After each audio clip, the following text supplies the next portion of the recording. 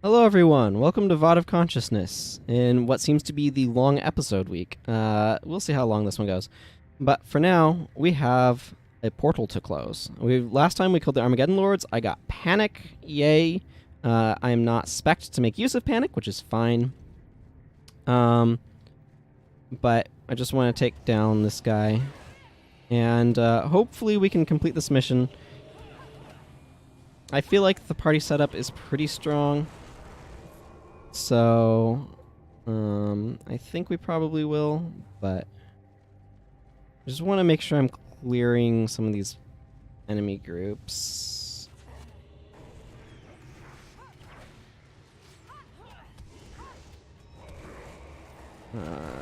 These guys in the midst of my spellcasters is not ideal.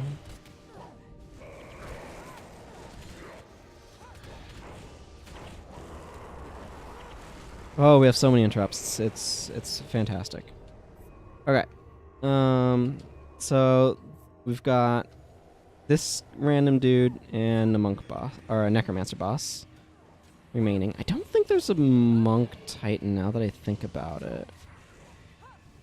Which sort of makes sense. I don't know. Does that make sense? I'm trying to decide if that makes sense or not. Fortunately, because this guy is one of these types of bosses, he does not split. Pretty sure. He's just going to go down and stay down. Let's tap that. Get that down. At this point, we just want to take care of these portal wraiths who have very annoying skill sets.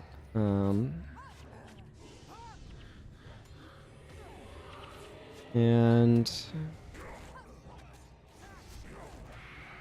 hey, cutscene. So the portals all pop up so they can close simultaneously again for the cutscene. Yeah, that's just kind of weird. This meddling is nothing more than a minor annoyance. You're only delaying the inevitable.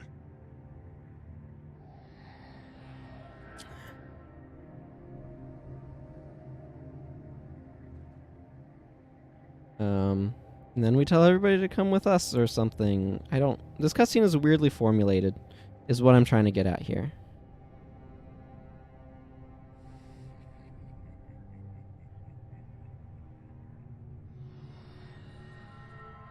And he likes to teleport around a lot.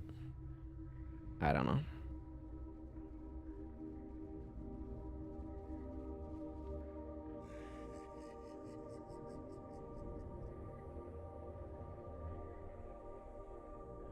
Thanks to you, I command an army powerful enough to conquer all of Tyria. And now I intend to use it. Man, this must be really weird if you don't know what actually plot is. But before I go, I have someone here you might like to talk to. Oh no! Perhaps this will slow you down long enough to let me finish my work. Rurik. I'll leave you to get reacquainted. I'm sure you have much to talk about. This is something that I think is kind of interesting that they do. Rurik is kind of a heroic prince of Ascalon that you meet at the first part of the game.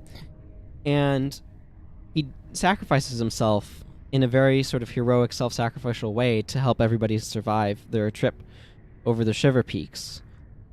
And then he gets reanimated as a minion of the final boss, the Undead Lich here, which I think is a really interesting sort of thing for them to have done.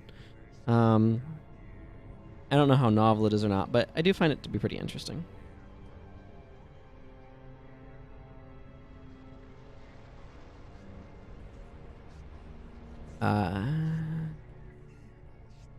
Let's see, is this where he says, like, to the henge of wherever to... I am the Flame Seeker. All of Tyria shall bow to me or be destroyed.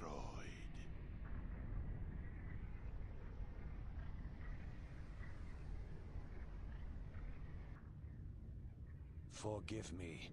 It is not my will to fight you, but I have little choice in the matter. So the important thing is not to rush here.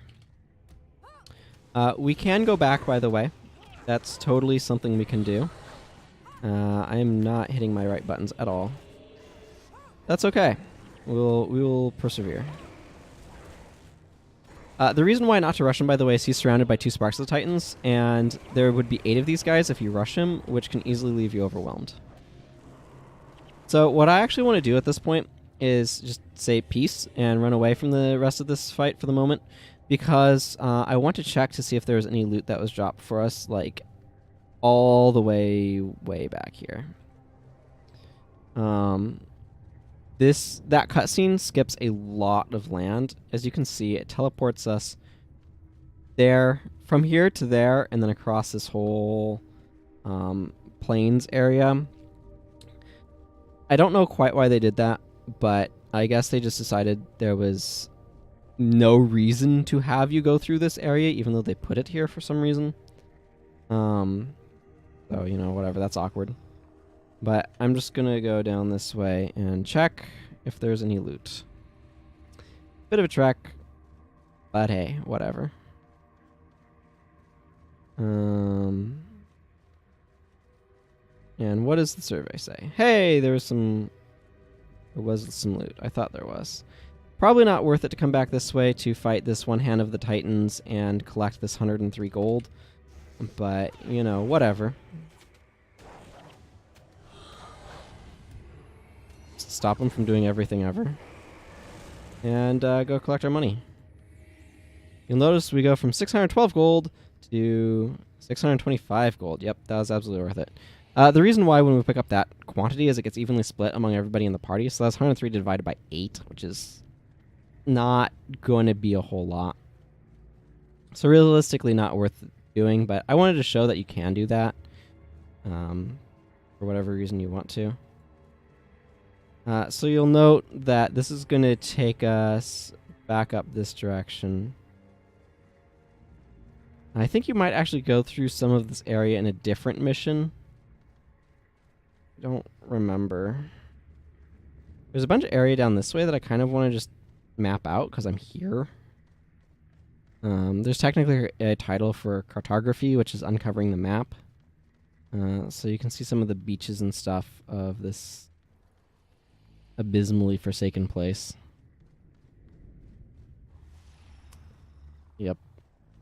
That's what we're doing. We're just scouring the map a little bit.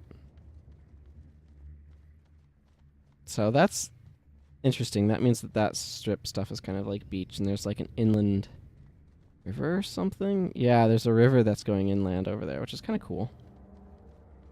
They did this in Prophecies a lot, where they just had these big expanses that they weren't really doing anything with. It was kind of an interesting peculiarity.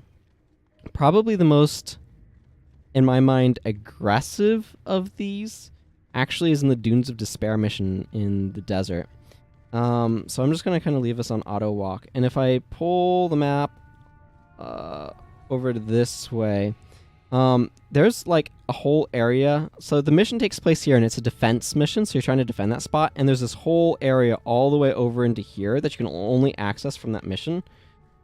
And it's a bit ridiculous. There's literally no reason to go over there. But you can. And if you want to get cartography, you have to. Just kind of a weird, awkward decision, and I'm not quite sure why they made it. It's like they made a bunch of areas and tried to figure out what they were doing with them after the fact, which is questionable in my mind, but hey. So I'm going to have these guys stand back. I'm going to come forward and have this aggro stuff happen. Okay, so we've isolated this guy. And Sparks of the Titans. Okay. Rurik isn't going to be a huge threat by himself. He's a warrior and does not have the massively damaging AoE capabilities that, say, a Rydgor's Invocation causes. So at this point, we just need to clear Rurik out. Let's see, I picked up the gold in the area, right? Yeah, cool.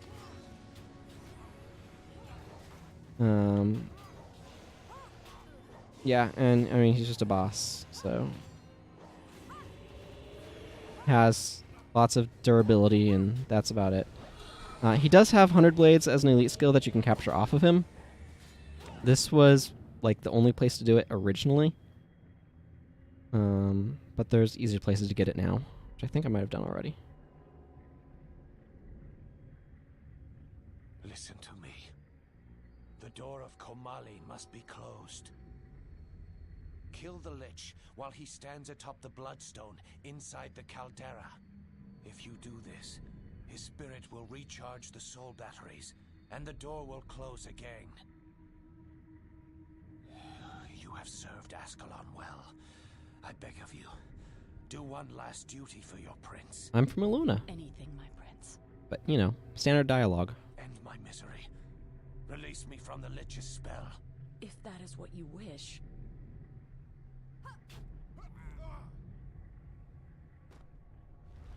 And he was a load-bearing boss. What do you know?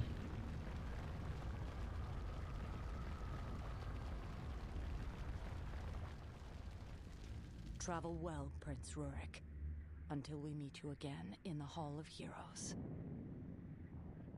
Hooray! So now all that remains is, where am I? I'm over here. Going this way. So originally we had to breach all of these wall defenses and stuff. But we need to go this way, and there's the door of Kamale. Interestingly enough, it leads into the realm of torment. So it's actually possible in Nightfall to go to the other side of the door of Kamale, where the Titans are. But I'm not doing that anytime soon here. Realm of Torment is excruciating. And you kind of need to have certain build considerations for each area. But, yeah. Anyway, the Undead Lich isn't too bad. You just have to note something that Prince Rurik said that's very important right there. You have to kill him while he stands atop the Bloodstone, which is this gigantic stone dais. This is actually, interestingly enough, as you can see, where the mission is. So you kind of make a full circle in the course of doing this mission. As you see, we basically start the mission here. We go all the way around the outside of this and then back into this area here. So one of the things we're going to have to be careful of is there are going to be some Titans, but the Undead Lich is over there. We have to kill him on top of this Bloodstone in the middle. That's how it works. So. Shouldn't be too difficult. The important thing is that we kind of flag our party to be in the middle of that Bloodstone. The reason for that is because the Undead Lich has some teleporting spells, and there's a couple of significant things. Yeah, the Soul Vortex right there. So that can that teleports the person it hits, or it can teleport them off into the middle of the lava. Yeah, you can see my allies are getting tossed hither and thither. So it's important that they come back here, but what's also important is that if I get teleported, they don't come running for me. I really want to make sure... Ooh, Maelstrom on that guy is good. I really want to make sure that they do not try to... Yeah, and one of the things he'll do is he'll teleport off himself. But basically, when his health gets low. My point is, we want our people to not run off into the lava to try to catch me if I end up off in the lava. I'm going to move my guys back this way to try to pull the Lich onto the Bloodstone.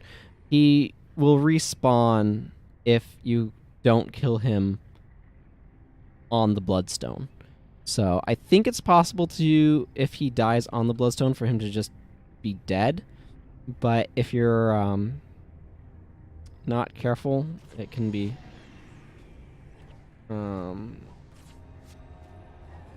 Lonnie... Where are you? Come back.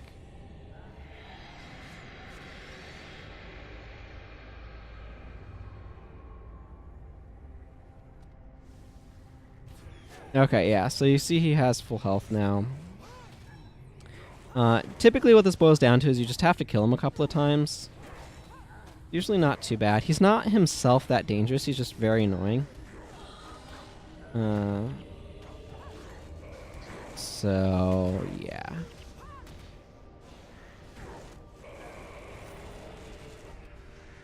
In practice, this isn't actually terribly difficult, it's just a little time consuming.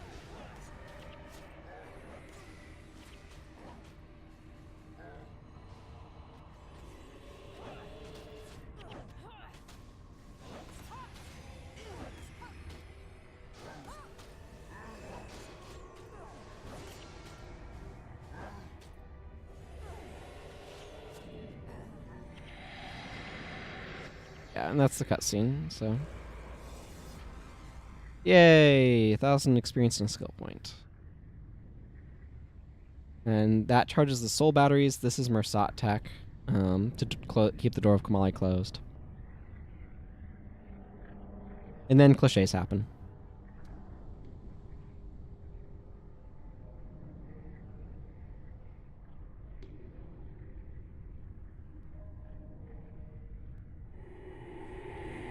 Long into the season of the Scion, Tyria is revived again. Over the bones of the bird of prey, the fire is put out and the diabolic gathering is closed off once again. The Flameseeker prophecies are now complete. He's the Flameseeker prophet. It's a dragon. Komali is closed, and the Titans are once again safely locked away behind it. You have saved Tyria, but now you must also save yourselves. The volcano is about to erupt. See? Cliches. There is a ship in the dock, just inside the Mersat stronghold. Unless you wish to suffer the same fate as Vizier Kilbron, then I suggest you make a run for it. Your deeds have earned you a place among the heroes of legend. This goes on for longer than it needs to. Today is not the day your spirit joins those ensconced in the hall. I like the music, but it does not really fit the moment.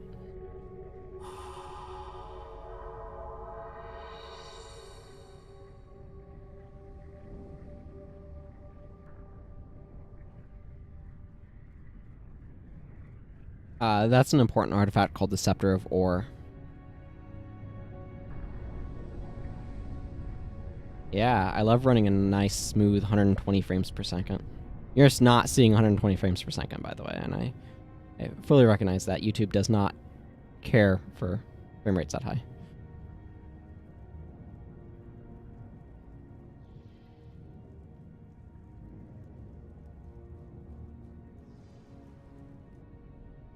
I believe this transitions to a festival, so we're going to probably close there, since this episode is also pretty lengthy. But hey, you know, getting through it.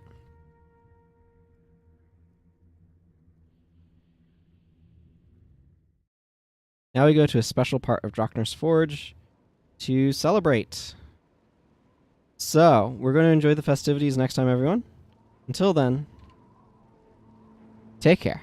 Bye-bye.